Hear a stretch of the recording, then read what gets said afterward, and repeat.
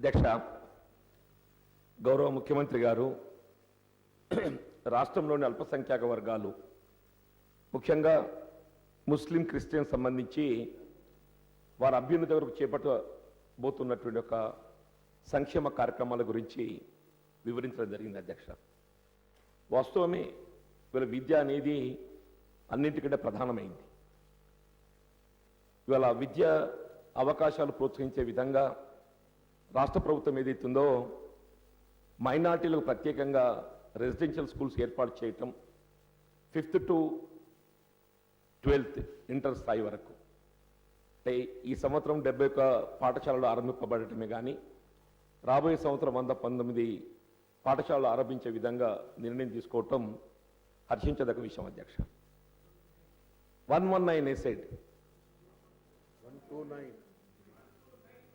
129 SS 129 what it 129 చాలా సంతోషం. అధ్యక్ష,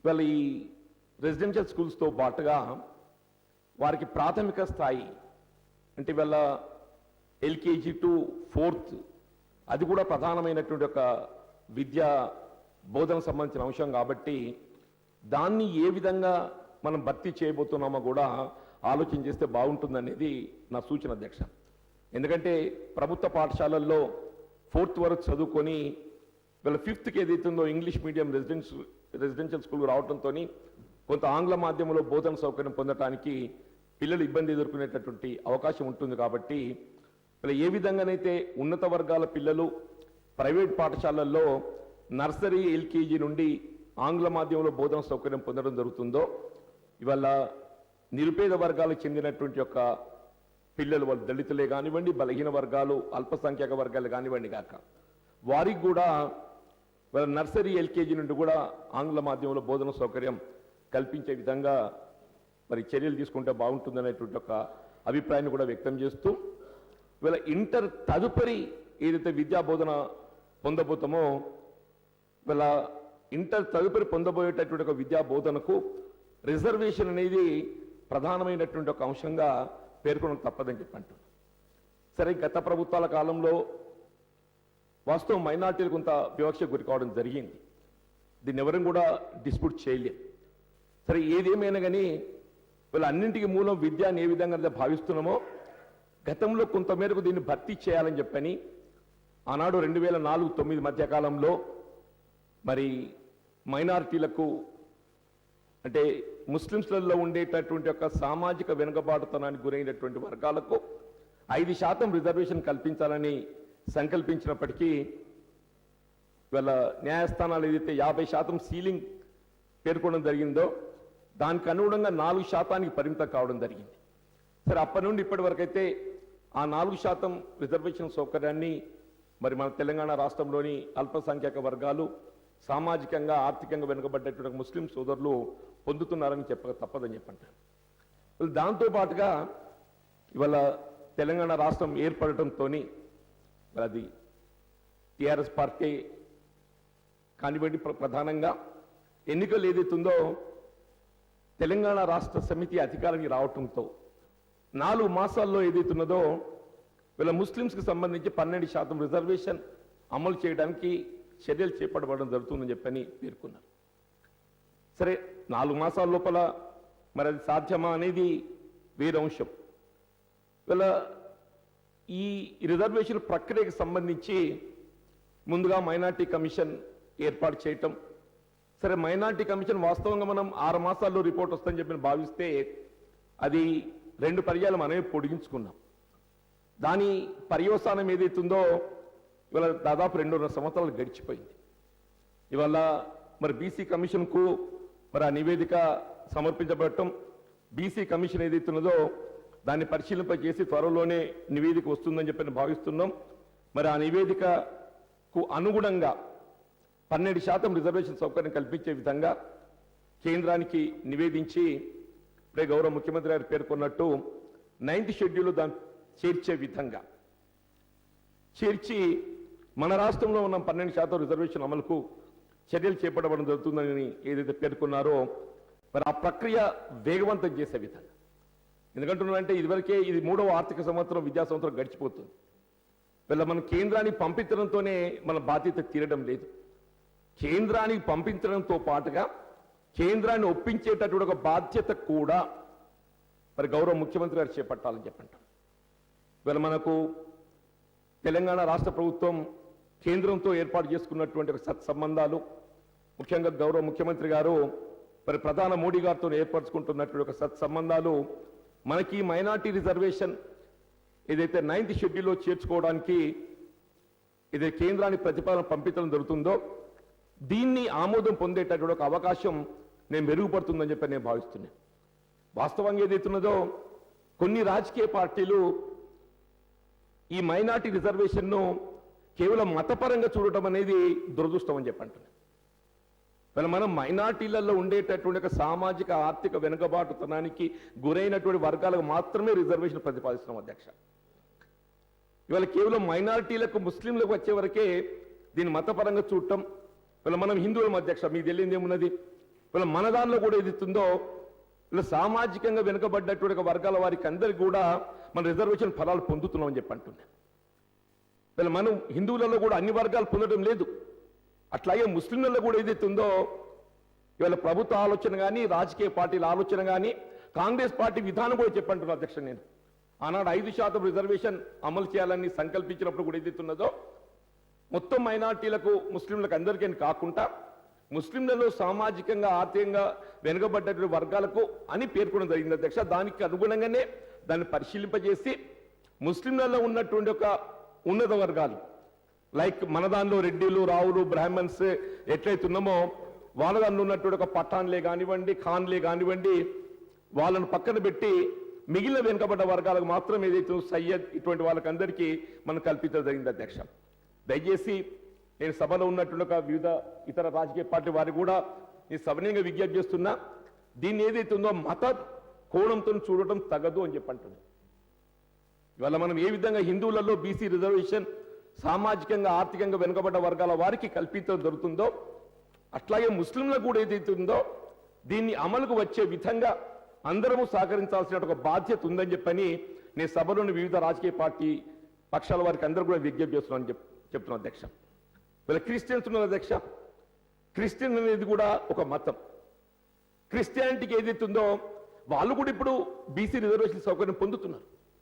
క్రిస్టియన్స్ కూడా ఉదాహరణ బీసీసీ ఐ బిలీవ్ అంటే నేనేమంటే ఇది నేను ఎందుకు చెప్తున్నాను అధ్యక్ష, ఇవాళ ముస్లింలకు మనం ప్రతిపాదించబోయేటట్టు ఒక రిజర్వేషన్ ఏదైతే ఉన్నదో దీన్ని మతం కోణంతో చూడటం అనేది సరైనది కాదు. దీన్ని మనం ఎబో రిలీజియస్ మతానికంటే భిన్నంగా ఇవాళ ముస్లింలలో సామాజికంగా ఆర్థికంగా వెనుకబడ్డ వర్గాల వారిని దృష్టిలో పెట్టుకొని ఈ రిజర్వేషన్ ప్రతిపాదిస్తున్నట్టుగా మనం భావించి ఇవాళ యావత్ శాసనసభ ఏకగ్రీవంగా దీన్ని ఆమోదింపజేసి కేంద్రాన్ని నివేదించి కేంద్రం ఒప్పించడంలో కూడా అన్ని రాజకీయ పార్టీలన్నీ కూడా కలిసి వస్తే బాగుంటుందనేటువంటి అభిప్రాయాన్ని కూడా నేను వ్యక్తం చేస్తున్నా. ఆ విధంగా గౌరవ ముఖ్యమంత్రి గారు మరి రేపు బిల్లు వచ్చే సందర్భంగా చొరవ తీసుకుంటారనేటువంటి అభిప్రాయాన్ని కూడా నేను వ్యక్తం చేస్తున్నా అధ్యక్ష. అట్లాగే ఇవాళ క్రిస్టియన్ సంబంధించి గౌరవ ముఖ్యమంత్రి గారు ఇంకో విషయం చెప్పారు అధ్యక్ష. ఇవాళ ఎవరైతే దళితులు క్రిస్టియన్లో కలుస్తున్నారో వారికి ఈ దళిత క్రిస్టియన్ అంటే ఎస్సీ రిజర్వేషన్ సౌకర్యం పొందడంలో ఎదురుతున్నటువంటి ఇబ్బందుల దృష్ట్యా నేను కింది స్థాయి అధికారులకు అందరికీ ఆదేశాలు జారీ చేస్తామని చెప్పింది అధ్యక్ష. కానీ మరి నా పరిశీలనలో ఏదైతే ఉందో ఇంతవరకు రాష్ట్ర ప్రభుత్వం నుండి కింది స్థాయికి దళితులు ఎవరైతే క్రిస్టియన్ మతాన్ని స్వీకరించారో వారికి దళితులుగా గుర్తింపు లభించే విధంగా రిజర్వేషన్ సౌకర్యం కొరకు మరి కులం సర్టిఫికెట్లు జారీ చేస్తున్నట్టు మాత్రం రావటం లేదు. కింది స్థాయిలో అధికారులు ఇబ్బందులు పెడుతున్నారు అధ్యక్ష అని చెప్పంట. కేవలం పేరు క్రిస్టియన్ నేమ్కు అనుగుణంగా ఉంటే కూడా సర్టిఫికెట్లు ఇవ్వడం లేదని చెప్తున్నారు అధ్యక్ష. అంతదాకెందుకు అధ్యక్ష, మీరు మొన్న క్రిస్మస్ సందర్భంగా ఏదైతే ఫీస్ట్ మరి డిన్నర్ అరేంజ్ చేసి బట్టలు ఇవ్వడం జరిగిందో ఆ బట్టలు అవి పొందడం లోపల కూడా ఏదైతుందో దళిత క్రిస్టియన్స్ ఎవరైతే దళితులు క్రిస్టియన్ మతాన్ని అడాప్ట్ చేసుకున్నారో ఆ లబ్ధి పొందడానికి కూడా ముందుకు రాలేదు. ఎక్కడైతే వాళ్ళు దళితులుగా ఉండి క్రిస్టియన్ మతాన్ని స్వీకరించిందో వారు ఈ క్రిస్టియన్ పేరట ఏదైతే ఏర్పాటు చేయబడుతున్నటువంటి ఒక డిన్నరే కానీ దుస్తులే కానీ పొందినట్టయితే ఆ పేరు నమోదు చేయబడి అదొక ఎవిడెన్స్గా స్వీకరించి వారికి ఈ సర్టిఫికేట్ పొందడం లోపల భవిష్యత్తు లోపల ఆటంకాలు ఏర్పడతామని వారు అది పొందడానికి కూడా ముందు రాలేదని చెప్పి నేను మనం చేస్తున్నా. గౌరవ ముఖ్యమంత్రి గారు ఏదైతుందో దాన్ని తదనుగుణంగా కింది స్థాయి అధికారులకు అందరికీ వీళ్ళ దళితులు ఎవరైతే క్రిస్టియన్లో చేయడం జరుగుతుందో వాస్తవం కూడా మతానికి కులానికి సంబంధం లేదు అధ్యక్ష. వాళ్ళు ఏ విధంగా ఉన్నత వర్గాల వారమో మనం మతం మార్పిడి చేసుకున్నప్పుడు ఏదైతే ఉన్నదో మన కులం మారడం లేదు, కేవలం మతం మాత్రమే మారడం జరుగుతుంది. ఆ విధంగా ఏదైతుందో దళితులు ఒక కులపరంగా ఏదైతుందో వారి విశ్వాసాలకు అనుగుణంగా మతం మార్చుకున్నప్పుడు మరి ఆ కులాన్ని మారే విధంగా ఆంక్షలు విధించడం సరైనది కాదు. మరి రాష్ట్ర ప్రభుత్వం తీసుకున్నటువంటి నిర్ణయం నేను అభినందిస్తున్నాను. దానికి తొందరగానే మీరు అమలుకు తగు చర్యలు చేపడితే బాగుంటుంది అనేటువంటి ఒక అభిప్రాయాన్ని కూడా నేను వ్యక్తం చేస్తున్నా అధ్యక్ష. ఇంకా అట్లాగే ఇవాళ ముస్లింల సంక్షేమానికి సంబంధించి గతంలో ఏదైతే వొకేషనల్ కోర్సే ఉర్దూ అకాడమీ ద్వారా మనం కార్యక్రమాలు చేపట్టడం జరిగిందో ఆ ఉర్దూ అకాడమీకి సంబంధించి దాదాపు 180 మంది ఉద్యోగస్తులు వీళ్ళ కంప్యూటర్ ఫ్యాకల్టీ కానివ్వండి, లేక లైబ్రరీన్సే కానివ్వండి, ఆఫీస్ సబార్డినేట్సే కానివ్వండి, 180 మంది ఏదైతుందో వీళ్ళు ఉర్దూ అకాడమీలో పనిచేస్తూ యాజ్ అ కంప్యూటర్ ట్రైనీస్గా కానివ్వండి, లేక లైబ్రరీన్స్ కానివ్వండి, వీళ్ళ ముస్లింలలో ఉండేటటువంటి ఒక ఆడపిల్లలకు కంప్యూటర్ నేర్పించడము, స్వింగ్ నేర్పించడము, లైబ్రరీ సౌకర్యం కల్పించడము, ఈ కార్యక్రమాలన్నీ దాదాపు గత 15-20 సంవత్సరాలుగా చేస్తున్నారు అధ్యక్ష అని చెప్పంట.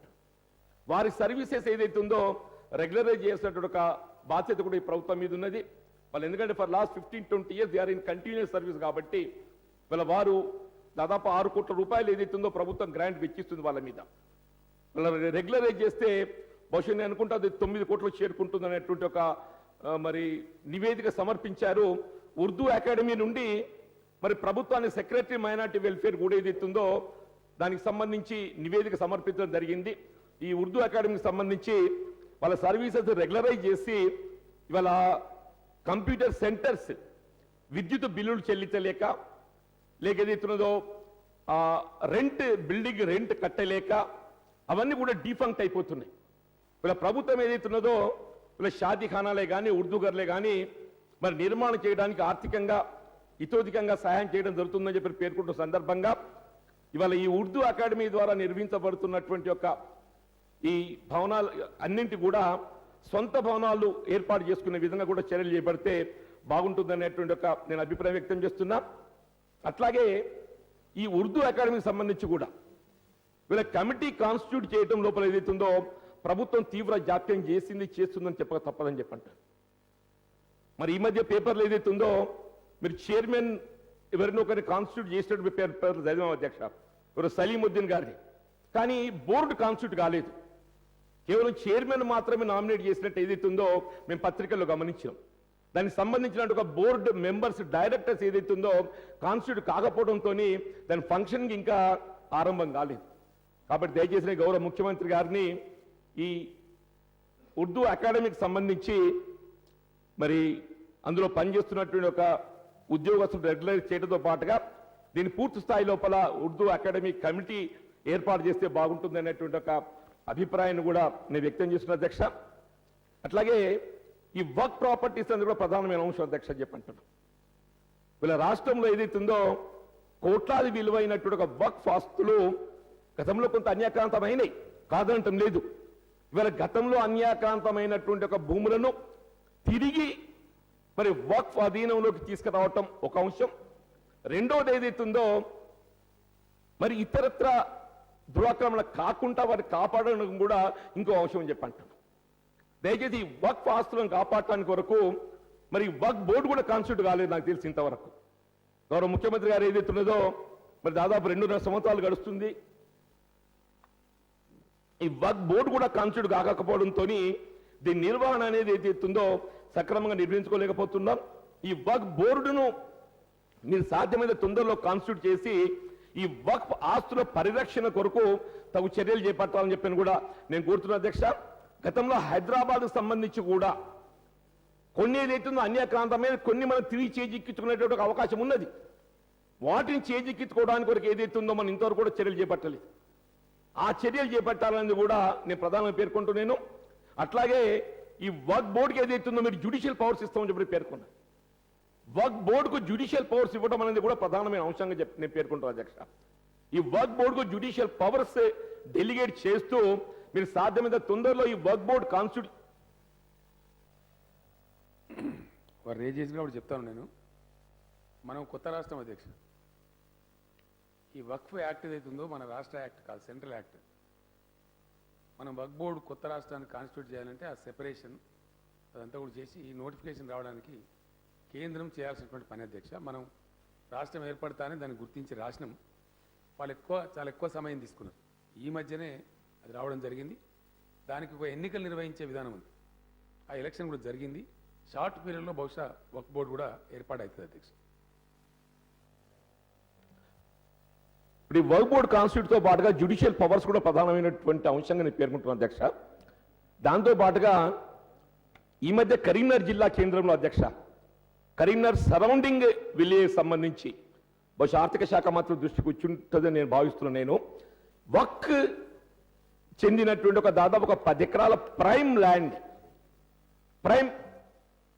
ల్యాండ్ ఏదైతుందో రెవెన్యూ అధికారులతోని నో అబ్జెక్షన్ సర్టిఫికేట్ పొంది రిజిస్ట్రేషన్ కూడా చేయడం జరిగింది అధ్యక్ష అని చెప్పంటారు. దాన్ని దయచేసి ఈ సర్వే నెంబర్స్ నాకు అంటే గుర్తులేదు, నా నోటీస్కి వచ్చిన గుర్తులేదు, కావాలంటే రెఫరెన్స్ కూడా పంపిస్తా అధ్యక్ష. దాదాపు 10 ఎకరాల స్థలము బహుశా మీ నోటీస్ కూడా వచ్చి ఉంటుందని చెప్పి నేను భావిస్తున్నాను. Karimnagar near by with in 5-10 km లోపల దాదాపు 10 ఎకరాలు ఏదైతుందో వర్క్ ప్రాపర్టీ అన్యాక్రాంతం కావడం అంటే బాధాతో రిజిస్ట్రేషన్ అయిపోయింది. ఆ రిజిస్ట్రేషన్ చేసే సందర్భంగా ఏదైతుందో సంబంధిత రెవెన్యూ అధికారి మరి ఆయన ప్రాపర్గా అబ్జర్వ్ చేసిందా చేయలేదో కానీ revenue authorities have also issued no objection certificate for it.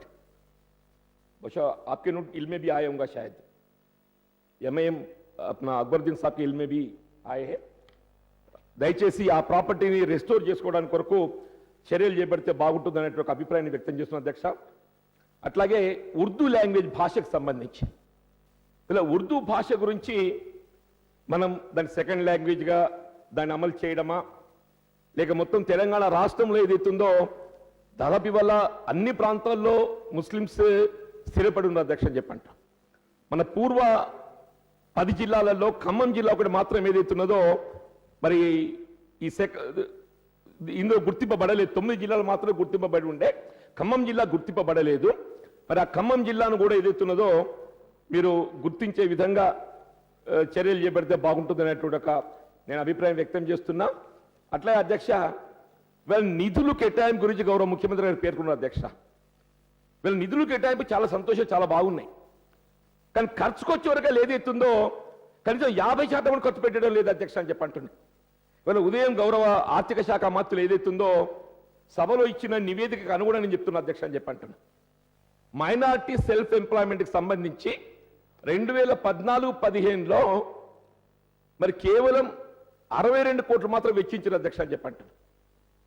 అట్లాగే 2015-16 సంబంధించి కేవలం 28.54 కోట్లు మాత్రం వెచ్చించారు. The target was 277 crores. 277 కోట్లు ఖర్చు పెట్టాల్సినటువంటి టార్గెట్ ఉండగా గడిచిన 2014-15, 15-16 ఆర్థిక సంవత్సరాల గాను కేవలం 90 కోట్లు మాత్రం వెచ్చించడం జరిగింది అధ్యక్ష అని చెప్పంటారు. అట్లాగే గౌరవ ముఖ్యమంత్రి గారు పేర్కొన్నటువంటి 2014-15 బడ్జెట్కి సంబంధించి కూడా అధ్యక్ష అని చెప్పంటున్నా వారు 1030 కోట్ల బడ్జెట్ కేటాయింపు చేయడం జరిగిందని చెప్పి పేర్కొన్నారో అందులో ఖర్చు పెట్టింది కేవలం 395 కోట్లు మాత్రమే నేను పేర్కొంటున్నా అధ్యక్ష అని చెప్పంటున్నా. Only 395 crores. అంటే the percentage is only 37.62%. I'm telling only 37.62%. అట్లాగే 2015-16 సంబంధించి 1100 కోట్లు కేటాయింపు చేస్తే ఖర్చు పెట్టింది 606 కోట్లు. 1100 కోట్లు కేటాయింపు చేస్తే ఖర్చు పెట్టింది 606 కోట్లు. అంటే కేవలం 55% మాత్రం ఖర్చు పెట్టింది అధ్యక్ష చెప్పండి. 2016-17 సంబంధించి మీరు 1200 కోట్లు కేటాయింపు చేసింది, కానీ ఖర్చు పెట్టింది ఎంత? ఇంతవరకు కేవలం 500 కోట్లు మాత్రం ఖర్చు పెట్టింది అధ్యక్ష అని చెప్పండి.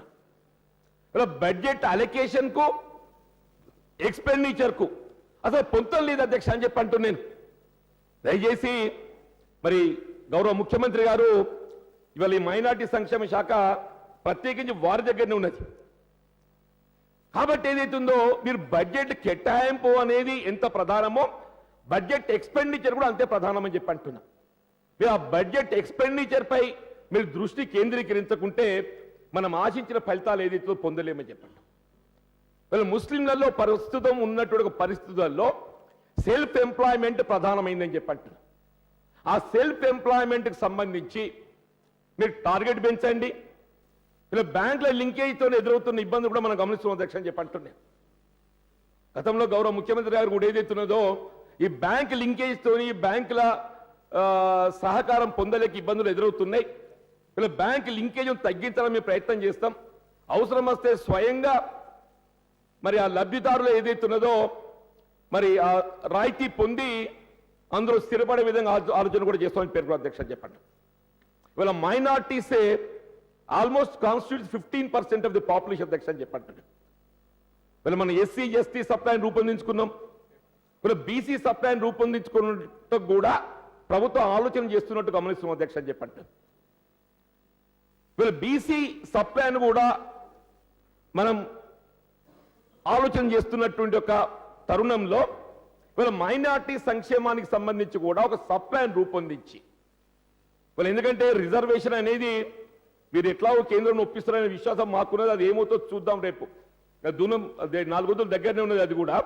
కానీ ఈ లోపల ఏదైతుందో రేపు రాబోయేటట్టు ఒక బడ్జెట్లో ఇవాళ బీసీ సప్లైన్ ఒక అంశం, బీసీ సప్లైన్తో పాటుగా మైనార్టీ సప్లైన్ కూడా రూపొందించి ఈ 2 సప్లైన్స్ ఇవాళ మైనార్టీస్కి ఏదైతుందో అధ్యక్ష ఇలా మారిన పరిస్థితుల్లో 1,30,000 కోట్ల బడ్జెట్లో 1,200 కోట్లు అంటే ఎక్కడ ఉంటాం అధ్యక్ష? మన రాష్ట్ర బడ్జెట్ 1,30,000 కోట్ల బడ్జెట్, మైనార్టీ అలొకేషన్ 1,200 కోట్లు అంటాం అధ్యక్ష. నేనేమంటున్నా కనీసం ఒక 10,000 కోట్లు కేటాయం చేయండి. ఒక 10,000 కోట్లు కేటాయం చేసినట్టయితే వాళ్ళు కొంతవరకు మనం న్యాయం చేయగలుగుతామన్నటువంటి ఒక అభిప్రాయాన్ని నేను వ్యక్తం చేస్తున్నా. రేపు రాబోయేటటువంటి 16, 17 బడ్జెట్లో ఏదైతే ఉన్నదో మరి minorities, Muslims, even for Christians also అని తెలియ వారి సంక్షేమానికి సంబంధించి కనీసం ఒక 10,000 కోట్లు కేటాయం చేస్తే బాగుంటుందనేటువంటి ఒక అభిప్రాయం వ్యక్తం చేస్తున్నా. అట్లాగే ఇప్పుడు కేంద్రం నుండి కూడా మనం పొందబోతున్నటువంటి ఒక గ్రాంట్ తగ్గుతున్నట్టు కనబడుతుంది అధ్యక్ష అని చెప్పంటున్నా. మరి నాకు తెలిసేంత వరకు ఏదైతుందో 2015-16లో 105 కోట్లు మనం కేంద్రంకి వెళ్ళి పొందితే ఇప్పుడు 16-17కి వచ్చేది 29.75 కోట్లు తగ్గినట్టు మనం గమనిస్తున్నాం అధ్యక్ష అని చెప్పంట. మరి కేంద్రం ఏదైతుందో మాకు మైనార్టీలు అంటే చిన్న చూపు లేదు, మాకు అందరూ సమానమే అని చెప్పని ఎప్పుడైతే పేర్కొంటుందో మరి సమాజంలో అన్ని వర్గాల అభ్యున్నతి కొరకు ఏదైతుందో నిధులు క్రమేపీ పెరుగుతుండాలి కానీ తగ్గడం అనేది సరైనది కాదు అని చెప్పినటువంటి ఒక నేను అభిప్రాయాన్ని వ్యక్తం చేస్తూ ఇవాళ ఈ హజ్ అఫేర్స్కి సంబంధించి వీళ్ళు ఇంతవరకు హజ్ కమిటీ కూడా కాన్స్టిట్యూట్ కాలేదు అధ్యక్ష అని చెప్పంటాను. సార్ నేను పాజిటివ్గా మాట్లాడుతున్నా. హజ్ కమిటీ కూడా కాన్స్టిట్యూట్ కాలేదని చెప్పి నేను మనం చూస్తున్నా అధ్యక్ష అని చెప్పంటాను. దయచేసి వీళ్ళ హజ్ కమిటీ కాన్స్టిట్యూట్ చేయడంతో పాటుగా ఇవాళ మనకు ఒక న్యూ హజ్ హౌస్ నిర్మాణం చేపట్టాలని చెప్పని ఆనాడు కాంగ్రెస్ పార్టీ ప్రభుత్వం అధికారంలో ఉండగా 12 కోట్లు కేటాయింపు చేయడం జరిగింది. ఫైమ్ రైట్ వీళ్ళు 2.5 సంవత్సరాలు గడిచింది. వీళ్ళు గత ప్రభుత్వం ఏం చేసింది అనేది కాదు. వీళ్ళు మీరేదైతుందో మైనార్టీ అల్పసంఖ్యాక వర్గాలు ముస్లింస్కి ఏదైతుందో ప్రాధాన్యత ఇస్తున్నామని చెప్పని భావిస్తున్నటువంటి ఒక తరుణంలో వీళ్ళు న్యూ హజ్ హౌస్ నిర్మాణం వెనువెంటనే చేపట్టాల్సిన ఒక బాధ్యత వీళ్ళ ప్రభుత్వంపై ఉందా లేదా అని చెప్పని ఈ సందర్భంగా నేను మీ దృష్టి పట్టుకొస్తున్నా. వీళ్ళ న్యూ హజ్ హౌస్ ఏదైతుందో మీరు సాధ్యమైన తొందరలో నిర్మాణం చేపట్టాలని చెప్పని నేను మిమ్మల్ని కోరుకుంటా అధ్యక్ష. వీళ్ళ క్రిస్టియన్కి సంబంధించి అధ్యక్ష అని చెప్పి అంటున్నాను. వీళ్ళ క్రిస్టియన్ సంబంధించి ఏదైతుందో గౌరవ ముఖ్యమంత్రి గారు 10 కోట్లు కేటాయింపు చేస్తున్నట్టు పేర్కొన్న అధ్యక్ష అని చెప్పి అంటున్నాను. మరి ఆ 10 కోట్లు నిర్మాణానికి సంబంధించి ఏదైతుందో ఇంతవరకు మరి స్థలం ఏదైతుందో నిర్ణయం కాకుండా ఆ 10 కోట్ల వెచ్చింపు అట్లాగే మిగిలిపోయిన అధ్యక్ష అని చెప్పంటారు. మరి ఆ 10 కోట్ల నిర్మాణ వ్యయాన్ని మీరు వెనువెంటనే చేపట్టే విధంగా ఆ స్థలం ఎంపిక అనేది చేపట్టి క్రిస్టియన్ భవన్ మీరు తొందరగా చేపడితే బాగుంటుందనేటువంటి ఒక అభిప్రాయాన్ని నేను వ్యక్తం చేస్తున్నాను అధ్యక్ష. అట్లాగే అధ్యక్ష, ఇవాళ రుబాత్ మీరు రాజస్థాన్ అజ్మీర్ దర్గా పోతున్నటువంటి మన పిలిగ్రిమ్స్ ఏదైతే ఉన్నారో వాళ్ళ కొరకు రుబాత్ నిర్మాణం చేస్తామని చెప్పి పేర్కొంటుంది అధ్యక్ష. చాలా సంతోషం. ఇలా రుబాత్కు సంబంధించి మీరు రాజస్థాన్ ప్రభుత్వానికి లేఖ రాసిందని చెప్పి అంటున్నారు. వారు ఇంకా స్థలం కేటాయించలేదని చెప్పి అంటున్నారు. ఇలా రాజస్థాన్ ప్రభుత్వము మన ఊరికే లేఖ రాసి ఉంటే కేటాయింపు చేస్తారు అధ్యక్ష. దాన్ని పర్సువేడ్ చేసి ఆ స్థలాన్ని ఏదైతుందో రాజస్థాన్ ప్రభుత్వం మనకు కేటాయింపు చేస్తుందా చేయదా, మరి చేయలేని పరిశ్రమ దాన్ని కొనుగోలు చేస్తామా, దాన్ని ఏ విధంగా చేయాలని ఆలోచన చేయాలి. కానీ మేమేదైతుందో దానికి సంబంధించి 5 కోట్లు కేటాయింపు చేసినాము రుబాత్ నిర్మాణానికి, రాజస్థాన్ ప్రభుత్వాన్ని లేఖ రాసినామని చెప్పి ఇది అయ్యేది కాదు అధ్యక్ష అని చెప్పి అంటున్నాను. ఇది అవసరమైతే డెలిగేషన్ పంపించండి. ఓ డెలిగేషన్ పంపించి ఏదైతుందో దాని నిర్మాణానికి కావాల్సినటువంటి ఒక మరి ఆ స్థల కేటాయింపు వెనువెంటనే పొందే విధంగా చర్యలు చేపట్టాలని కోరుతున్నాను అధ్యక్ష. అట్లాగే గౌరవ ముఖ్యమంత్రి గారు ఈ ఓవర్సీస్ ఎడ్యుకేషన్ సంబంధించి ఇవాళ మరి విదేశీ విద్యకు ప్రాధాన్యత ఇస్తున్నామని చెప్పి అంటున్నారు అధ్యక్ష. అందులో ఏమైపోయింది, మీరు 2 లక్షల సీలింగ్ పెట్టింది. ఈ 2 లక్షల సీలింగ్ తోని ఆర్థికంగా ఆదాయము మిడిల్ క్లాస్ వాళ్ళకి ఏదైతుందో ఆ సౌకర్యాన్ని పొందలేకపోతున్నారు. దయచేసి మీరు ఆర్థిక ఆదాయం సీలింగ్ ఏదైతుందో 4 లక్షల రూపాయలు పెంచగలిగినట్టయితే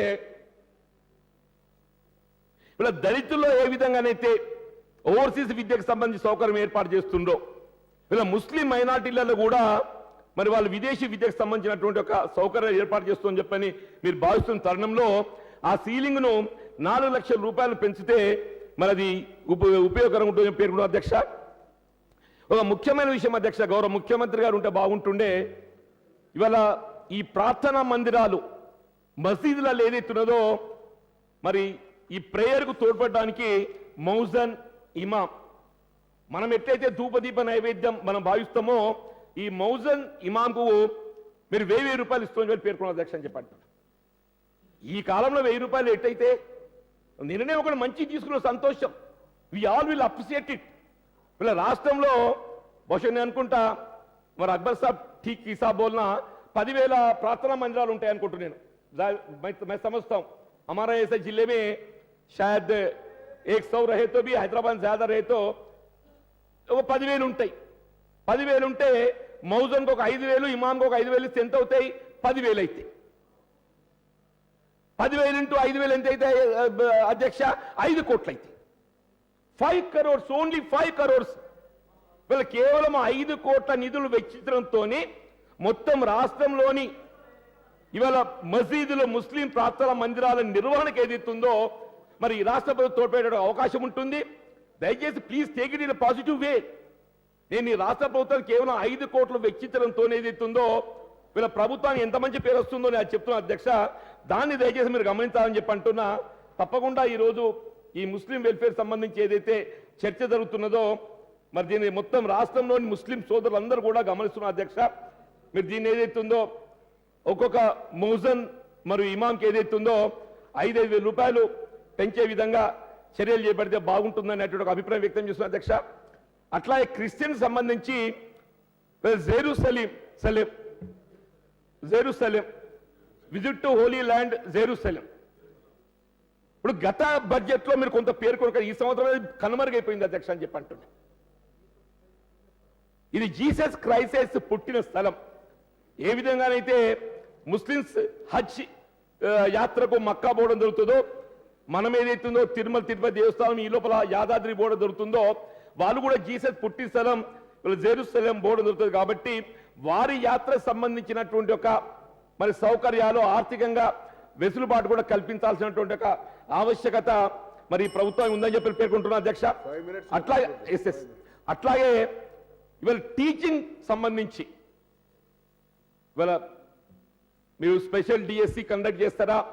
డిఎస్సి నిర్వహణ లోపల జాప్యం అవుతుంది మనం గమనిస్తున్నాం అధ్యక్ష అని చెప్పంటున్నా. ఇలా రాష్ట్రంలోని పాఠశాలలు ఉర్దూ పాఠశాలల్లో ఏదైతుందో ఒకటి మౌలిక సదుపాయాల కొరత, రెండోది బోధనా సౌకర్యం కొరత అని చెప్పి అంటున్నాను.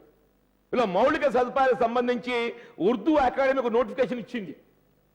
ఇలా రాష్ట్రంలోని ఉర్దూ మీడియం పాఠశాలలు ఎక్కడెక్కడైతే మౌలిక సదుపాయాల కొరత ఉందని చెప్పి భావిస్తున్నారో మీరు దరఖాస్తు చేసుకుంటే మేము 50,000 రూపాయలు ఏదైతే సౌకర్యం కల్పిస్తామని చెప్పి ఉర్దూ అకాడమీ పేర్కొన్నారు. దాదాపు సంవత్సరం గడుస్తుంది, ఇంతవరకు ఏదైతుందో అతి గతి లేదు, ₹1 ఇచ్చిందో పెట్టింది లేదు చెప్పంటారు. అట్లాగే మీ డిఎస్సి నిర్వహణ ఒక ఎత్తు, ఇలా ముస్లిం పాఠశాలలకు ఏదైతుందో ప్రాధాన్యత ఇస్తున్నామని చెప్పి తెలియజెప్పే విధంగా స్పెషల్ డిఎస్సి కండక్ట్ చేయవలసినటువంటి ఒక ఆవశ్యకత కూడా ఉందని చెప్పని చెప్పక తప్పదని చెప్పంటున్నాను.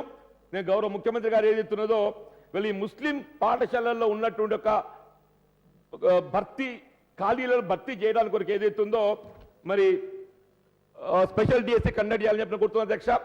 అట్లాగే వీళ్ళ గౌరవ ఉప ముఖ్యమంత్రి కడియం శ్రీహరి గారు కూడా సభలు ఉన్నారు కాబట్టి వీళ్ళు వరంగల్ జిల్లాలో క్రిస్టియన్ ప్రాపర్టీ అన్యాక్రాంతం అవుతుంది అధ్యక్ష అని చెప్పంట. హన్మకొండ సెంటర్ బస్ స్టాండ్ దగ్గర దాదాపు 8 ఎకరాలు, జనగామ సెంటర్ బస్ స్టాండ్ దగ్గర 33 ఎకరాలు అధ్యక్ష అని చెప్పంట. దాదాపు ఒక 500 కోట్ల విలువ చేసేటటువంటి ఒక క్రిస్టియన్ మిషనరీ ఆస్తి ఇవాళ అన్యాక్రాంతం అవుతుంది. గతం లోపల అంటే సమైక్యాంధ్ర రాష్ట్రంలో హౌస్ కమిటీ కూడా వేయడం జరిగింది. మిత్రులు దయాకర్ రావు గారు వారు కూడా అందులో సభ్యులుగా ఉండిరి, వారు కూడా సూచన చేసి దాన్ని ప్రొటెక్షన్ కొరకు చర్యలు చేపట్టాలని చెప్పి కోరింది. నేను గౌరవ ఉప ముఖ్యమంత్రి మరియు కడియం శ్రీహరి గారిని ఏదైతున్నదో ఈ క్రిస్టియన్ ప్రాపర్టీకి సంబంధించి ఏదైతే ప్రత్యేకించి వరంగల్ జిల్లాలో ఉన్నది కాబట్టి దాన్ని కాపాడటానికి కొరకు మీరు ప్రత్యేకమైనటువంటి ఒక చర్యలు చేపట్టాలని చెప్పని కోరుతూ అధ్యక్ష, నేను చాలా పర్టినెంట్ సజెషన్స్ ఐ మేడ్ అధ్యక్ష అని చెప్పంట. అన్నింట్లో ముఖ్యం రిజర్వేషన్. మరి ఈ రిజర్వేషన్ సంబంధించి ఏదైతుందో కేవలం నామమాత్రంగా ఈ సభ నుండి తీర్మానం చేసి కేంద్రానికి పంపిస్తే సరిపోదు. ఇవాళ ఏదైతుందో ఆ రిజర్వేషన్ ప్రక్రియ రేపు రాబోయేటట్టు ఒక విద్యా సంవత్సరంకి వెళ్ళి మనం అమలు చేయబడే విధంగా చెప్పంటున్నాం. ఎందుకంటే already we have lost 3 academic years, already we have lost I'm telling. దయచేసి ఏదైతుందో ముస్లింస్ కల్పించబోయేటట్టు ఒక రిజర్వేషన్ దీన్ని మత ప్రాతిపదికలు చూడకూడదు అని చెప్పంటున్నాను. ఏ విధంగానైతే హిందువులలో సామాజికంగా ఆర్థికంగా వెనుకబడ్డ వర్గాల వారికి మీరు రిజర్వేషన్ సౌకర్యం కల్పించడం జరిగిందో, ఏ విధంగా క్రిస్టియన్ మతస్థులకు రిజర్వేషన్ సౌకర్యం కల్పించడం జరిగిందో అదే దామాషతోని సామాజికంగా ఆర్థికంగా వెనుకబడ్డ వర్గాల అయినటువంటి ఒక ముస్లింలకు ఏదైతుందో మీరు 12% రిజర్వేషన్ కల్పించగలిగినప్పుడు మాత్రమే ఏదైతుందో వీళ్ళ బ్యాక్లాగ్ అధ్యక్ష అని చెప్పంటూ నేను ఇది ఇవ్వలేదు కాదు. ఇది వీళ్ళు ఏనాడైతే రిజర్వేషన్ ప్రక్రియ ఈ రాష్ట్రంలో చేపట్టబడడం జరిగిందో ఆనాటి నుండి హక్కుగా పొందవలసిన రిజర్వేషన్ ఇవాళ కేవలం 2007 నుండి ఏదైతుందో 4% పొందుతున్న అధ్యక్ష అని చెప్పంటున్నాను. ఈ రిజర్వేషన్ బ్యాక్లాగ్ వారికి లభించబడాలంటే దీన్ని ఏమాత్రం జాప్యం అయితే మాత్రం ఏదైతుందో ఈ సమాజం మనం క్షమించదని చెప్పంటున్నాను. దయచేసి గౌరవ ముఖ్యమంత్రి గారు మాకు కూడా సంతోషం, మీరు కేంద్రానికి సన్నిహితమైనరు, మోడీ గారికి సన్నిహితమైనరు. ఈ ముస్లిం రిజర్వేషన్ ఒక్కటి గట్ట మీరు మరి సాధించగలిగినట్టయితే మీ దోస్తాన్ని మేము అభినందిస్తామని చెప్పి అంటున్నాం. కానీ अगर ये नाकामयाब रहे तो जब पूरा अवाम सोचेंगे आपकी मुलाकात किधर जा रहे क्या है, पूरे अवाम सोचेंगे, उसकी जिम्मेदार तो आप ही बनते कैसे बोल के मैं बोलना चाहता हूं. मैं దయచేసి నేను లేవనెత్తినటువంటి minority sub plan is also more important అధ్యక్ష అని చెప్పంటున్నాను. వాళ్ళు ఏ విధంగా ఎస్సీ ఎస్టీలకు రక్షణ కల్పించడానికి మన సప్లాన్ రూపొందించుకోవడం జరిగిందో వీళ్ళ మైనారిటీలకు సంబంధించి కూడా వీళ్ళ 15% పాపులేషన్ వరకు ఉన్నటువంటి ఒక పాపులేషన్కి అనుగుణంగా వారికి సప్లాన్ మరి రూపొందించి రేపు రాబోయేటటువంటి ఒక బడ్జెట్లో ఏదైతుందో కనీసం 10,000 కోట్లు వారికి బడ్జెట్ కేటాయింపు చేసే విధంగా, అట్లా ఈ మౌజన్ ఇమాం మనం ఏ విధంగా ధూపదీప నైవేద్యాలకు సంబంధించి మనం ఇవ్వడం జరుగుతుందో వీళ్ళ మస్జిద్ ప్రార్థనా స్థలాల నిర్వహణకు ప్రధానంగా దోహదపడేటట్టు ఒక మౌజన్ ఇమాం ఇలా మొత్తం రాష్ట్రంలోని దాదాపు 5,000 ప్రార్థనా మందిరాలు నిర్వహణ తోడ్పడేట ఒక అవకాశం కలుగుతుంది. కాబట్టి ఇవాళ దీన్ని మీరు 5,000 ఇవ్వాలని చెప్పని నేను కోరుతూ అధ్యక్ష, ఇవాళ మీరు నేను మాట్లాడాలి, మరి మళ్ళీ మీరు నేను మాట్లాడాలి, వారు నేను మాట్లాడాలి.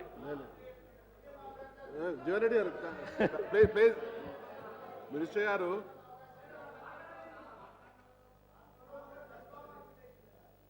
సార్ వారు ఇంత టైం ఇస్తారని ఊహించలేదు. వారి స్పీచ్ అయిపోయింది అనుకుంటున్నా నేను. మా అన్నకు ఒక సూచన ఏంటంటే మౌజములకి ఇమాములకి 5,000 రూపాయలు చొప్పున ఇస్తే 5 కోట్లే అవుతుంది కదా అనేటువంటి లెక్క తప్పని చెప్తున్నాను అంతే. 5 కోట్లు కాదు, అది 60 కోట్ల రూపాయలు అవుతుంది. కాక అంటే మీకు సరి చేస్తున్నా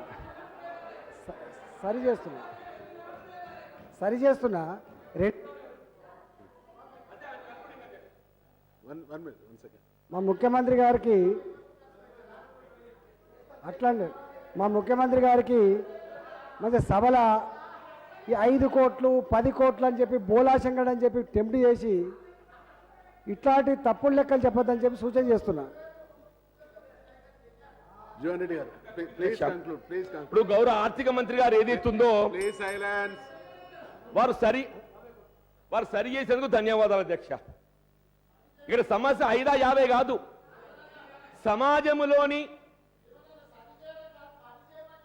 సమాజంలోని ఏదైతుందో 15% ఉన్నటువంటి ఒక ముస్లిం జనాభా అధ్యక్ష అని చెప్పంటున్నాను. ఇలా 15% ఉన్న ముస్లిం జనాభాకు మీరు 5 కోట్ల 50 కోట్ల లెక్క పెట్టినట్టయితే మీరు ఏం పని చేస్తున్నట్టే? తెలంగాణ ఎందుకు వచ్చినట్టు అని చెప్పంటున్నాను. ఇలా తెలంగాణ ఉద్యమంలో ముస్లింలు భాగస్వాములు కాలేదా? ఇవాళ వాళ్ళ ప్రార్థన మందిరాలను ఏదైతుందో మరి నిర్వహణకి తోడ్పడాల్సిన బాధ్యత మన మీద లేదా అని చెప్పంటున్నాను. దయచేసి ఏదైతుందో ఇవాళ ఏదైతుందో మేము బడ్జెట్ కేటాయింపులని కాదు, ఎంత ఖర్చు చేస్తున్నారనేది ప్రధానమని చెప్పంటున్నాను. దయచేసి ఏదైతుందో కేటాయింపులని కాకుండా ఖర్చు చేయడంపై ఆర్థిక శాఖ మంత్రులు దృష్టి పెట్టాలని చెప్పంటున్నాను. దయచేసి మైనార్టీ సప్లైన్ కొరకు ఏదైతుందో ఉపక్రమించాలని చెప్పని కూడా కోరుతూ నాకు అవకాశం కల్పించినందుకు మీకు ధన్యవాదాలు చెప్తున్నాను అధ్యక్ష. అక్బరుద్దీన్